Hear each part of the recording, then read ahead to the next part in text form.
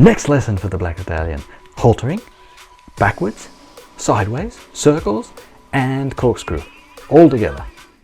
G'day, g'day, Tony Lander here again with the next update of the Black Stallion. And I want to show you 4 things today. So the first thing is, I want to show you how the progress is with the haltering.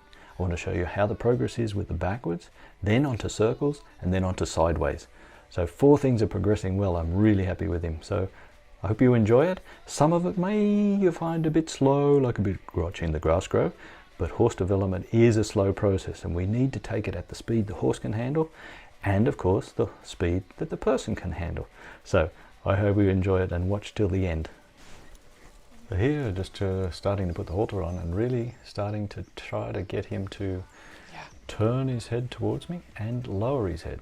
He's pretty good at lowering, and he turns towards me, but very quickly turns away again. It's not so helpful. And he starts to a little bit to look for the halter to put his nose in there. But the head is down, it's kind of relaxed, but of course there's a slight turn away. It's not exactly what I'm looking for. But it's improving, and this is not a quick fix kind of deal. It takes time. It takes time to teach him, it takes time to let him know what is the right place and what is uncomfortable in the not so preferred place. So here, nice little backwards from just a little bit of rhythmic energy on the line. Pretty cool. So just start off now with some friendly again, just always checking this over and over and over when we start a session and during a session as well.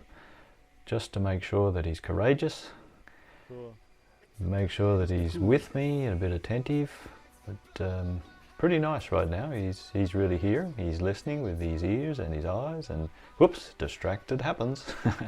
And this is the way it works with the stallions and a young horse as well. He's busy thinking about the world and trying to work out where his place is and everything else. So changing sides, I just give him a bit of an impression that he should pay a bit more attention. Would be good. And what is really nice, he's standing, calm, relaxed, everything is good. So I change the technique of the rope. Now go over arm a little bit, end up with more energy, just to see that he can handle, how much he can handle. So I'm kind of looking for the edge. Where is the edge? Where is his boundary? And allow the drift back. It doesn't matter that he moves his feet, and all I've got to do is keep bringing the nose slightly towards me so he doesn't just run off directly away. And the thing is, I must keep the rope going in a rhythm so it approaches him and it retreats. It approaches and retreats, approaches and retreats, and this way he can start to get much more courageous of it. He can find out where he can stand, where he can stop to get the rope stopped. So right now he tries a few things like rearing, running backwards a little bit, jumping, throwing his head up, and then he stops. So I need to stop right then when he stops. So it's really good if we can let him get up and move around and rear and pull back and do what he does, because this gives us a chance then to help him understand how he can get us to stop. If he's there in a kind of a shutdown mode, kind of sidetracked or distracted, then he doesn't get the chance to find out how he gets it stopped. So I'm really happy if he moves and rears and does whatever he does, and then we can let him find out. He can find out that when he stops, I stop. This is better. So now he's more aware, more attentive. Now he's gone a little distracted, now he's back again. This is great. So he starts to find out that if he stands still, nothing really hurts him.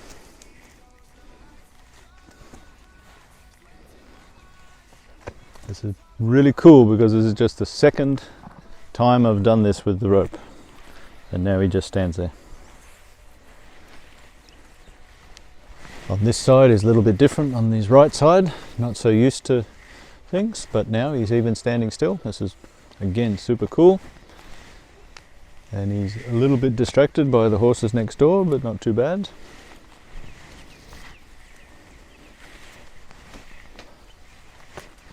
And I like it to kind of go up and touch them like this, not always go over, so they can feel that it's, again, not a problem if they get touched with this. Because if we always throw it over perfectly so it doesn't touch them, then they never get to feel it.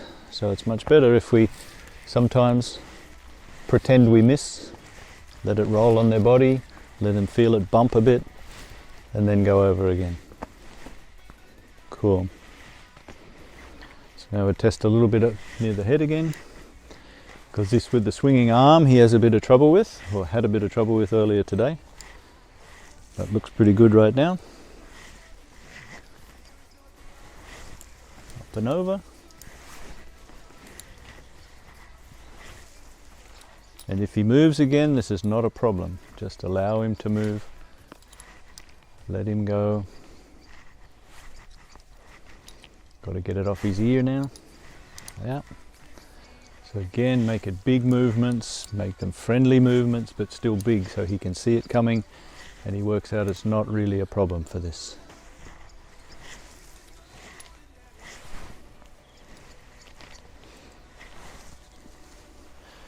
Here is the benefit of a long rope, not just the 4-meter rope, but having a 7-meter rope really makes this a lot easier. Even if he moves, I can still get there. And here's a key, pull it through to me so it's short on the other side, and then it's easy to flick up and over and up and over. If he loses attention, gets distracted, we just bring him back and start again. And now see, I'm right in front of him. This is again for him a bit more scary, so he's a bit more apprehensive because I'm in a different position. So we want to be able to do this in all positions. He was going to try and catch it with his mouth. Pretty cool. That's it. The stallions and young horses, they like to bite a lot. Eh? Don't you? Yeah. That's good. Cool. See if we can see these little teeth here. Look at these little baby teeth. It's big horses. So tiny. Eh? Don't you? Yeah. Cool. Again, throw it over and around, and I'll do the corkscrew movement here. And it's a pretty interesting place to do this right in the corner because it's claustrophobic for him with the rope right around both sides. So he needs to turn away from me, means he needs to turn into the corner with the rope all the way around his back. So this could be a panicky situation for some horses. So I take my time, I don't pull fast or hard. It's just about helping him process this, to work his way through it with courageousness and compliant on the back end, compliant on the front end. Really good. He just walked around, no problem at all. This was good. Now he's decided to pick up the rope again in his mouth. He likes to do this quite a bit. And again, this is nothing to worry about. I mean, it's just the rope. We can wash it or whatever, and he can feel like he's doing something, getting some control, and that's okay as well. Keeps him busy, stops him biting me. So yeah, we do another corkscrew on the other side. And I just ease his head around a little bit so he's not turning the direction I don't want. So just hold there and wait. He pushes on this side, he pushes back a little bit, and then he says, oh, I should just move the hindquarter, which is what I want, and then bring the front end round and through. So he picks up the rope again. He's like a black Labrador here. He's bringing the rope, the lead to the owner for go for a walk. Not too bad at all. Then get a bit towards the middle of the yard, a little bit extra. He wants to flick a little bit on me, a little bit of rhythmic energy as well. But this is cool, really slow, soft, a low phase, and he just went backwards. Really good. So some ideas are getting through. About, again, this is about compliant and just going as I need up the phases with rhythmic energy in the rope, sending the signal down the rope to the clip and to the halter and to his face. Now we'll just see if I can move the front end around a bit and then go off for a bit of a walk. So again, it's a lot about flow. Ask him to move a little bit, move the feet a bit, and then flow into something else like a circle. And right now I'm not going to stand dead still in the middle. I want to move with him a little bit, allow the flow, feel like he's going with me, but he's not getting away.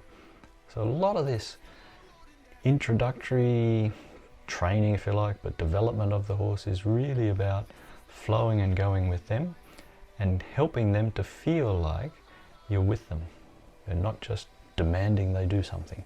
It's kind of like, let's do this together. It's kind of, we'll just go for a walk. But the beauty of inner circle is I can walk a short circle or small circle and he can do a bigger one if he goes forward. So he's definitely not the most forward going horse right yet, but it doesn't matter. So I lead with my right hand with the lead rope, and then I support with the left hand with the end of the rope swinging. But what I do first, most importantly, is I bring up my energy in my body to move it, and I turn the direction of my body around the circle where I want him to go. So turn a bit to the right. Here I want him to go front end to the right. There he goes. Then I turn with him. So it's like I'm walking beside him, but at a distance, that's all.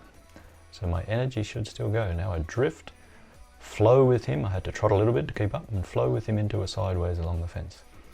Again, this sideways is nothing about precision. It's just about, can you take your front end a little bit? Can you take the hind end a little bit? And if you can take them together at a 45 degree, that's fantastic. If he takes the front end too much, I might put a bit of feel on the rope like there, so he doesn't take off. Again, so he doesn't take off. And just help him work out that he should do a bit of an angle and then relax and stop. Really cool. So he's doing great right now. So now just ask him through between me and the fence, and then do a full turn, or almost a full turn, and get him to go sideways down the line again. And the plan is that it's in a flow eventually. And right now it's a bit stop-starty, but that's okay. He's not quite sure exactly what to do. And I've got to keep putting a bit of rhythmic energy with my right hand, the end of the rope, to get him to keep going. This is also okay. If his hind quarter lags a little bit, I can touch it with the middle of the rope. So this has got a lot to do with me being super aware of what he's doing. Again, giving him empathy or feeling for the horse, not knowing what's really required. That's it. And being claustrophobic. So it's a balance between how much I push the front end, how much I push the back end, and how much fully sideways. And right now, again, fully sideways is not necessary. We're just in early learning stages. So if we can just get a bit of flow and a bit of crossing of legs, right now, that's all I want. Good. And take a breather, take a break, and then say, good. This was a bit of fun, huh?